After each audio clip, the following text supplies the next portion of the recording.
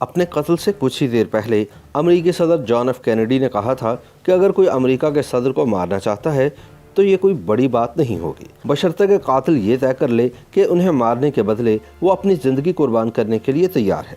अगर ऐसा हो जाता है तो दुनिया की कोई भी ताकत मुझे नहीं बचा सकती। 21 मई सन 1991 की रात 10:21 पर तमिलनाडु के इलाके शहरी पेम्बदूर में कुछ ऐसा ही हुआ। 30 साल की खुदकुश बमबार औरत संदल का एक हार लेकर इंडिया के वजीर आजम राजीव गांधी की जानिब बढ़ी और जैसे ही वो इनके पैर छूने के लिए झुकी, एक जोरदार धमाका हुआ। उस वक्त स्टेज पर राजीव गांधी के एजाज में एक नगमा गाया जा रहा था। वहां से मुश्किल से 10 गज की दूरी पर गल्फ न्यूज की नामानिगार नीना गोपाल उस वक्त राजीव गांधी के मुआविन समन दुबे से बात कर रही थी। नीना गोपाल ने सिर्फ घंटा पहले ही गाड़ी के सफर के दौरान राजीव गांधी का इंटरव्यू किया था, जो कि उनका आखिरी इंटरव्यू साबित हुआ। नीना गोपाल कहती हैं कि मेरी आंखों के सामने बम फटा। मैं आमतौर पर सफ़ेद कपड़े नहीं पहनती। उस दिन जल्दी में मैंने एक सफ़ेद साड़ी पहन ली। बम फटते ही मैंने अपनी साड़ी की जानिब देखा तो वो पूरी तरह से स्याह हो चुकी थी और उस पर गोश्त के टुकड़े और खून के छींटे थे। ये एक मौजज़ा था कि मैं बच गई। मेरे आगे खड़े तमाम लोग इस धमाके में हलाक हो गए थे। नीना बताती हैं कि खुदकुश बम धमाके से पहले पिट पिट की पिटाखे जैसी आवाज़ सुनाई दी और फिर बम फट गया। जब मैं आगे बढ़ी तो मैंने देखा कि लोगों के कपड़ों में आग लगी हुई थी। लोग चीख रहे थे और चारों जानिब भगदड़ मची हुई थी। हमें पता नहीं था कि राजीव गांधी जिंदा हैं या नहीं। वो बताती हैं कि इस होलनाक धमाके के वक्त तमिलनाडु में कांग्रेस के तीनों बड़े रहनुमा मौजूद थे। जब धुआं छटा तो राजीव गांधी की तलाश शुरू हुई। जब लाश मिली तो देखा कि इनका सर फट चुका है और इनका मगज निकलकर इनके सिक्योरिटी गार्ड पीके गुप्ता के पैरों में पड़ा था, जो खुद भी अपनी आखिरी सांसें ले रहा था। कांग्रेस रहनुमा जीके मोहनपाल ने खुदकुश बम धमाके में राजीव की हलाकत की मंजरकशी करते हुए एक जगह लिखा है कि जैसे ही धमाका हुआ लोग दौड़ने लगे। मेरे सामने हर जगह लाशें बिखरी पड़ी थी। राजीव के सिक्योरिटी गार्ड प्रदीप गुप्ता अभी जिंदा थे। इन्होंने मेरी जानिब देखा, कुछ बड़बड़ाए और मेरे सामने ही दम तोड़ दिया, जैसे कि वो राजीव गांधी को किसी के हवाले करना चाहते हों। मैंने उनका सर उठाना चाहा, लेकिन मेरे हाथ में सिर्फ गोश्त के लोथड़े और खून ही आया। मैंने तौलिए से उन्हें ढक दिया। थोड़ी दूर एक और रहनुमा जिनती नटराजन खड़ी थी, जिन्होंने बाद में बताया कि तमाम पुलिस वाले वहां से भाग खड़े हुए। मैं लाशों को देख रही थी इस उम्मीद के साथ कि मुझे राजीव ना दिखाई दे। पहले मेरी नज़र प्रदीप गुप्ता पर पड़ी।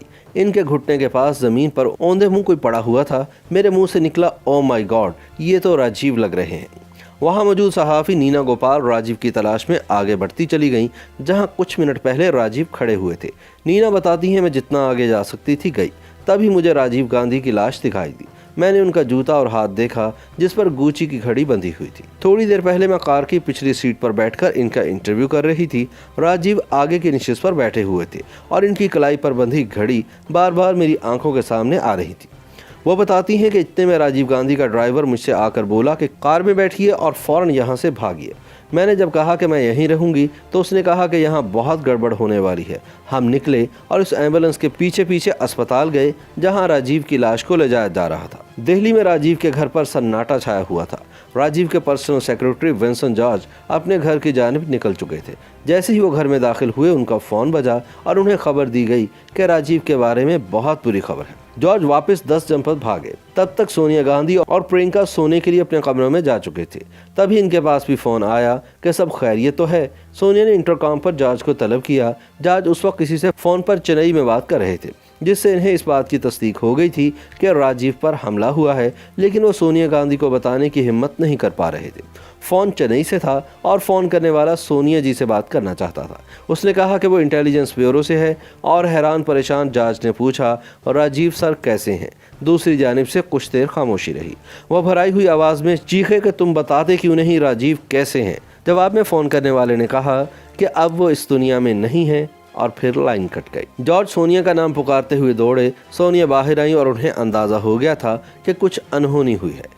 जॉर्ज ने कांपती हुई आवाज़ में कहा, मैडम चेन्नई में एक बम हमला हुआ है। सोनिया ने पूछा कि क्या राजीव ठीक है, लेकिन जॉर्ज की खामोशी ने सोनिया को सब कुछ बता दिया। इसके बाद 10 जनपद ने पहली बार सोनिया की चीखें सुनी। वो इतनी ज़ोर से रो रही थी कि बाहर जमा होने वाले कांग्रेसी रहनुमाओं को इनकी आवाज़ें साफ सुनाई दे रही थी। इस मामले की तहकीकात के लिए सीआरपीएफ के नीम फौजी दस्ते के आईजी डॉक्टर डीआर कार्तिकन की क़यादत में खुसूसी तहकीकाती टीम बनाई गई। कुछ ही महीनों में इस कत्ल के इल्ज़ाम में LTTE के 7 अरकान को गिरफ्तार कर लिया गया। इस मामले में मुश्तबा शख्स शिवरासन और इसके साथियों ने गिरफ्तार होने से पहले ही सायानाइड खा लिया। 1 साल के अंदर चार्जशीट दाखिल कर दी गई। डॉक्टर कॉटकिंग के मुताबिक एक कैमरे से 10 तस्वीर का मिलना हमारी बड़ी कामयाबी थी। हमने आम लोगों से पूछताछ के लिए अखबारों में इश्तिहारात दिए और एक नंबर भी दिया। हमारे पास 3 से 4 हज़ार फ़ोन आए, हर एक को संजीदगी से देखा गया। हमने चारों जानिब छापे मारने शुरू किए और जल्द ही हमें कामयाबी मिलना शुरू हो गई। इंदिरा गांधी के प्रिंसिपल सेक्रेटरी PC अलेक्जेंडर ने अपनी किताब my days with Indira Gandhi में लिखा है कि इंदिरा के कत्ल के कुछ घंटों के अंदर अंदर उन्होंने ऑल इंडिया इंस्टीट्यूट के बरामदे में सोनिया और राजीव को लड़ते हुए देखा था। राजीव सोनिया को बता रहे थे कि पार्टी चाहती है कि मैं वज़ीर आज़म के ओहदे का हल्फ लूँ। सोनिया ने इसकी सख्त मुखालफत की और कहा कि हरगिज़ नहीं, वो तुम्हें भी मार डालेंगे। राजीव का जवाब था कि मेरे पास कोई और रास्ता नहीं है, मैं वैसे भी मारा जाऊँगा। 7 बरस बाद राजीव के कहे अल्फाज सही साबित हुए और वो भी अपनी मां इंदिरा गांधी की तरह मारा गया। याद रहे कि राजीव गांधी को Tamil tigers of Tamil LM यानी LLTE की एक खुदकुश खातून बमबार ने 21 मई सन 1991 को एक बम हमले में हलाक कर दिया था। खुदकुश बमबार धन्नो नाम की एक लड़की थी और ये हमला तमिलनाडु में किया गया था, जहां उस वक्त बड़ी तादाद में श्रीलंका की खाना जंगी से भागकर इंडिया आने वाले तमिलों ने पनाह ले रखी थी। राजीव गांधी ने खाना जंगी ख़त्म करने के लिए श्रीलंका के साथ एक मुआहदा करने के बाद सन 1987 में क़याम अमन फोर्स श्रीलंका भेजी थी, लेकिन चंद ही महीनों के अंदर भारतीय फौज और तमिल टाइगर्स के दरमियान लड़ाई शुरू हो गई थी। माना जाता है कि तमिल टाइगर्स ने इंतकाम लेने के लिए राजीव गांधी को कत्ल किया था। राजीव गांधी के कत्ल के वक्त श्रीलंका पर वज़ीर आज़म प्रेमदासा की हुकूमत थी, जो राजीव गांधी को शदीद नापसंद करते थे। वो चाहते थे कि भारत अपनी मुदाखलत श्रीलंका में मुकम्मल तौर पर रोक दे। YouTube पर गूगली न्यूज देखने के लिए youtube.com की सर्च बार में गूगली न्यूज TV टाइप करें। गूगली न्यूज के पेज पर सुर्ख रंग के सब्सक्रिप्शन वाले बटन पर क्लिक करना ना भूलिए। YouTube पेज पर अपलोड होने वाली वीडियोस से बाखबर रहने के लिए बेल आइकन पर क्लिक कीजिए। आपको हर नई वीडियो के बारे में नोटिफिकेशन मौसूल हो जाएगा।